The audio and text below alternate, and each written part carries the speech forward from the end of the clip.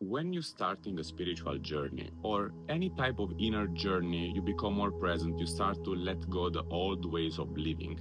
Now you're looking for a path, you're looking for something that somehow will help you.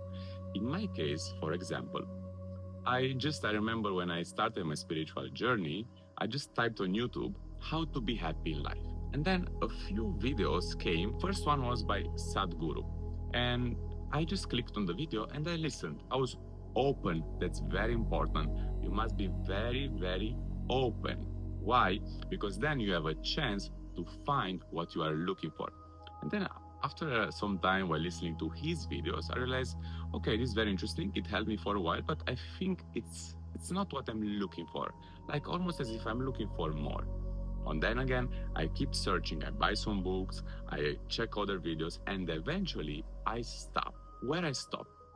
So it was on YouTube again, where I saw the videos of someone talking about an Indian master who his spiritual path, we can say, it was oneness. It was seeing the divine in everything and in everyone. And his name was Ramakrishna Paramahansa.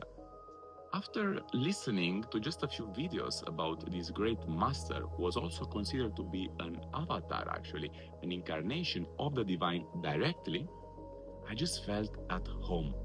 I had an inner sensation that this is it. I don't need to look anymore for more knowledge, different, let's say, spiritual teachers, for new teachings. I felt that what this man was saying, and the man also, the way he was and how he lived, because I read his life story and everything, it was exactly what I was looking for. Something real, something authentic that touched me deeply in my heart, because that's exactly what you must do. Focus on the heart center and see how do you feel about a certain teaching, a certain teacher. If you have an instant natural heart connection, then this is your guru, this is your spiritual path, and you can now relax.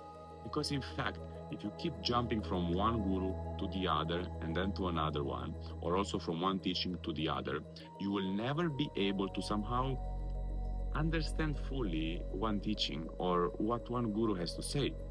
Then also, I must add something very important. As there are like so many fake, let's say, disciples, in the sense students who are not truly serious about themselves and really knowing themselves, there are also some fake, we can say, teachers. This is how the world works. But don't worry, if you are very sincere in your heart, be sure that you will meet the right teacher, because this is exactly what happened to me. Eventually, after my awakening happened, I was in Rome, and then something else happened and I found myself to be in India. While I was in India, I somehow stumbled upon my physical master.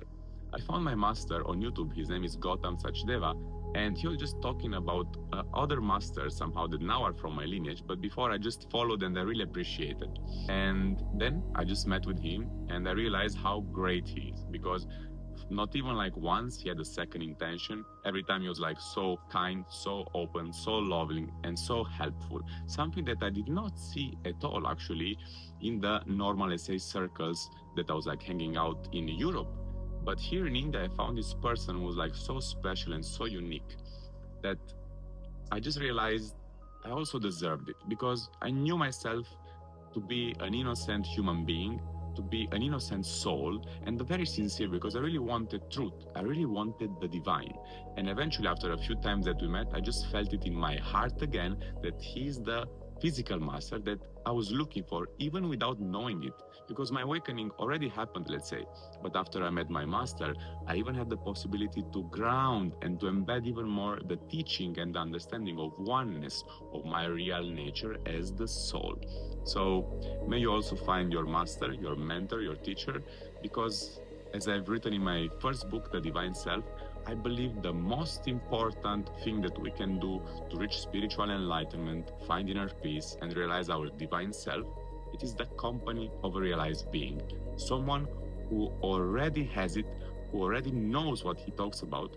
Otherwise, if you find someone who just talks about spirituality but has not yet realized it, the words that they have, they are empty. They don't have the consciousness and the experience that a master who knows and who has experienced the divine carry.